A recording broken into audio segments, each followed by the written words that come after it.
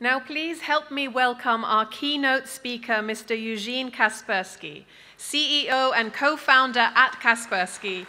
Mr. Kaspersky's first antivirus program was developed in 1989, well before most of us had heard of computer viruses. Welcome to the stage.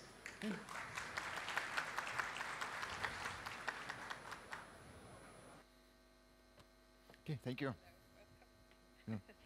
Okay. Good morning, ladies and gentlemen, and thank you so much for inviting me to here to have a keynote speaker. And actually, that's just an indicator that cybersecurity, unfortunately, cybersecurity became one of the major problems in the cyberspace. Is it a surprise or not? Most probably not. Simply because the cyber technologies, the architecture, the main ideas of the cyber systems, they were designed in the last century. There were such a word as a cybercrime didn't exist. So unfortunately, their modern technologies, they're based on the ideas which are not really secure by design. So that's why I'm going to speak about the present situation and the future of cyber security, which I call it cyber immunity. So, first of all, there are two major problems which are facing in the cyberspace. If we speak about cybersecurity, there are two major problems. First of all, that's the fact that more and more cyber criminals, they're getting more experienced. They are able to develop highly complicated cyber attacks and they join professional cyber gangs. And second, we see the shift. We see the shift from the attacks on the traditional computers or mobile phones, on the office networks, and it shift to industrial sector, shift to Internet of Things and SCADA systems. So, I'm going to speak about these two major problems and, well, what we are going to do with all that. Well, few numbers. Unfortunately, the cybercrime is still on the rise. Every day we collect more than 400,000 new unique malicious files. I'm here in Jordan for 6 days. So during my stay, my lab will collect and process and release antidote for 2.5 million new unique malicious applications. Did you get it? 6 days, 2.5 million new unique malicious applications. Well, actually, on my presentations, on the bottom of my slides, you'll see the URL and QR code, so make the pictures if you want to learn more about that, so just follow these links. So most of my slides will have this data, so please make more pictures. Well, this is a problem. There are more and more cyber criminals, mostly junior cyber criminals, we call it student cyber criminals. They join cyber criminal businesses. It's a problem, but technically speaking, we have technologies to collect all the malicious data, suspicious data, sort out which is really malicious, develop antidote, test it, and release it automatically. So we have a team of engineers which develop this machine learning system of automatic processing for this suspicious and malicious stuff. Technically speaking, we can handle that. We can handle these numbers. The problem is that many of these junior criminals, they are getting more experienced, they learn, they join professional cyber gangs, and they're able to develop very, very sophisticated malicious attacks, malicious technologies. And unfortunately, the number of these actors is fastly growing. Some 5 years ago, when I had a similar presentation, I was speaking about hundreds of criminal gangs, well, both criminal and espionage. So both types, crime and state-sponsored espionage. I was speaking about 100 of them. Now, 900. Still, most of them, that's espionage, but number of criminal attacks, professional criminal attacks, highly professional, is growing. Unfortunately, that's a problem which we're facing right now, and this is the first problem I was going to talk about. The first question is, who these guys are? Easy. Google, cyber criminal arrested. And you will see pictures. Okay, so I have my presentation. Once again, QR code and URL if you want to learn more about these professional attacks. So, I have some pictures on my presentation. So here, the guys. Do you remember the story about the attack on the American pipeline, Colonial Pipeline? Then the oil prices in the States, they were like getting up and down. So these guys are responsible for this attack, and this gang was arrested last year, well, exactly last year ago, 1 year ago. So it's a Russian gang. So these guys, they are maybe not yet in jail, but they are prosecuted. So you may Google more stories, and you will see who these guys are. So they are mostly male, 30, 40 years old, with technical background. Many of them, they're from universities. And unfortunately, many of them, they're good engineers. That's the bad news. That's the good news. We have good engineers as well. So we're able to develop protection from all these highly complicated attacks. Unfortunately, these security systems, they are complicated as well. So it's not like you, consumer security, click the link, install, and forget about that. Unfortunately, it's based on the more complicated technologies. So it's a multi-layered protection, perimeter protection, endpoint protection, network monitoring, collecting all the data together. They have a deep analysis on that. Once again, URL and QR code. And very necessary part of this, we call it XDR, extended security.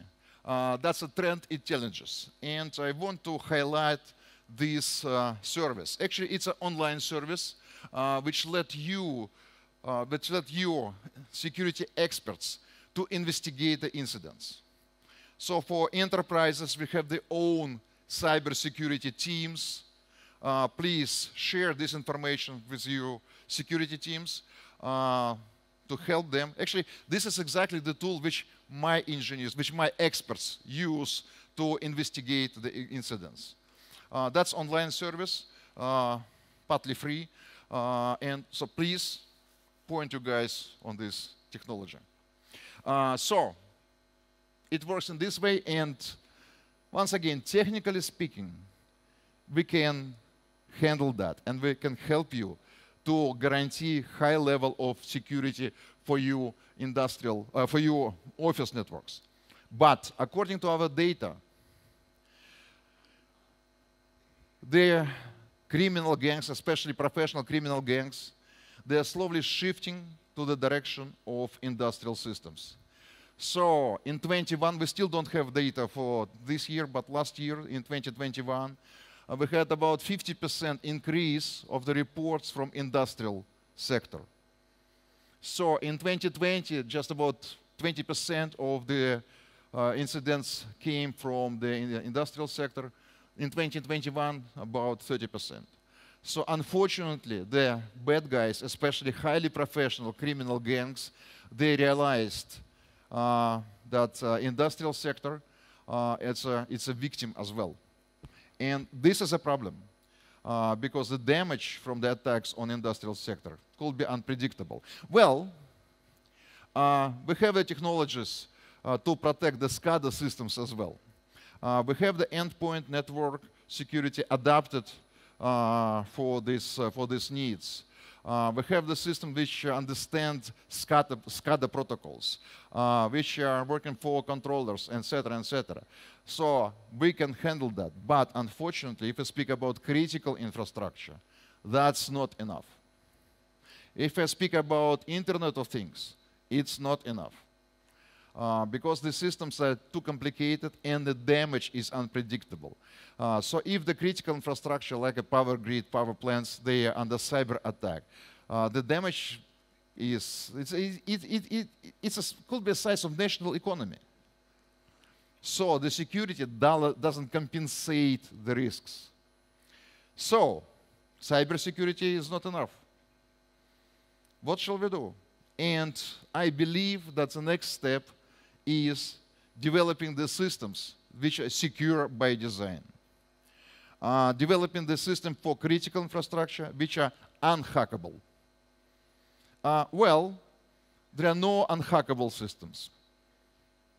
So I call unhackable or immune systems if the cost of successful attack is more than cost of possible damage. I call the system immune if the bad guys, if hackers, must invest more than you lose. So the negative return on investment. In this case, if we reach this level of security, I call it immunity. It's enough. So, can we get there? That depends. I don't know how to build secure by design systems based on Linux, Microsoft Windows, based on the traditional operating systems. I don't know how to do that. But if we get to the different architecture, if we have to the different ideas, I believe we can do it. So actually we are working on an immune operating system which has a microkernel architecture, which has a security domain for every piece of the system, which has the security is based on the trusted scenarios. So every piece of the system has a prescribed behavior. And actually, even if you hack the part of the system, if there's a vulnerability in some part of the system, it's isolated. So it's not isolated as a sandbox. It's much more strict. It's isolated by architecture of the system.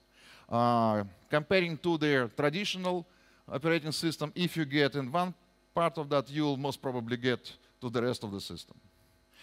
So based on these ideas, based on this architecture, we can reach the level, then the hackers, they see that and said, oh no, I'll better hack another one.